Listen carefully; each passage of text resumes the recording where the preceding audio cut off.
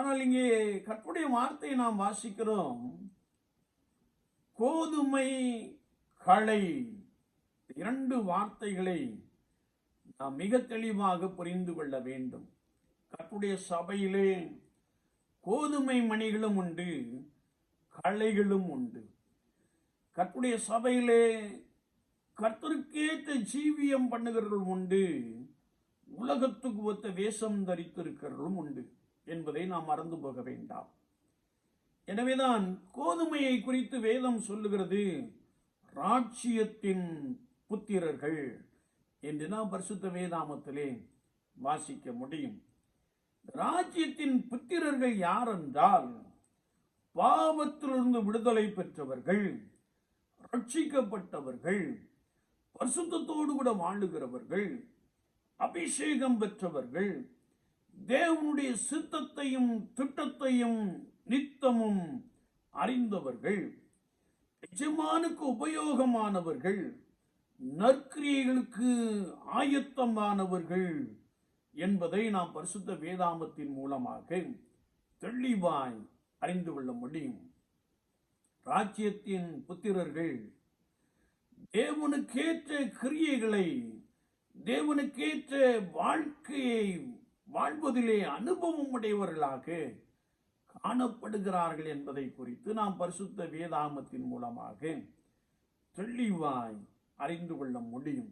அவர்கள் நற்கனி நிறைந்தவர்களாக, நீதியின் கனி நிறைந்தவர்களாக, நல்ல குணங்களை உடையவர்களாக, கர்த்தருடைய ஆவியானவருக்கு மகிமையான சாட்சி உள்ளவர்களாக வாழுகிற ஒரு அனுபவத்தை நாம் தெளிவாய் அறிந்து கொள்ள முடியும். இவர்களை குறித்து வேதம் சொல்லுகிறது கோதுமை மணி அல்லது தேவனுடைய ராஜ்யத்தின் புத்திரர் என்பதாக நாம் தெளிவாய் வாசிக்க முடியும்.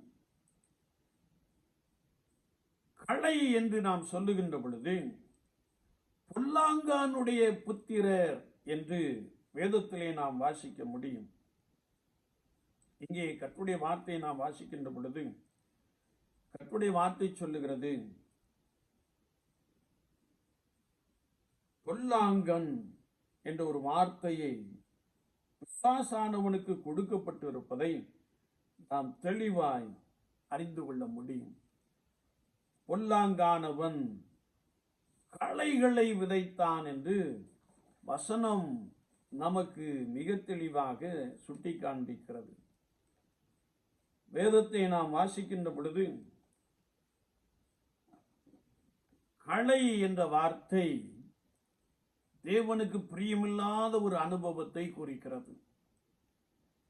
அப்போஸ்தலர் 13:10 நாம் வாசிக்கின்ற பொழுது, இந்த பொல்லாங்கானுடைய புத்திரர் அல்லது களை போன்றவர்கள் எப்படிப்பட்டவர்கள் என்றால், கபடம், பொல்லாங்கு, அநீதி, கசப்பு, வைராக்கியம் நிறைந்தவர்கள்.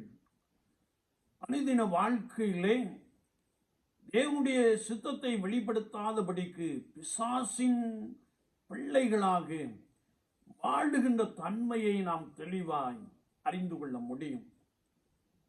அது மாத்திரமல்ல, இவர்கள் கர்த்தருடைய வழியை புரட்டுகிறவர்கள் என்று வேதத்திலே நாம் வாசிக்கிறோம்.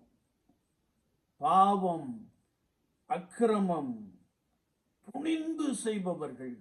இயேசு கிறிஸ்துவை நன்றாய் அறிந்திருந்தும் பாவத்திலே ஒருவேளை துணிகரமாய் நடக்கிற அனுபவத்தை உடையவர்கள், கொடியவர்கள் என்று நாம் சொல்லலாம். ஏனென்றால் நோவா காலத்தில் ஜனங்கள் மிகவும் கொடியவர்களாக காணப்பட்டார்கள் என்று நாம் வாசிக்கிறோம். நோவா காலத்தில் நடந்தது போல மனுஷகுமாரன் வரும் நாளிலும் நடக்கும் என்ற வசனத்தின்படியே கொடிய செயல்களை உடையவர்கள் நம்மோடு கூட வாழ்வதை நாம் நன்றாய் அறிந்திருக்கிறோம்.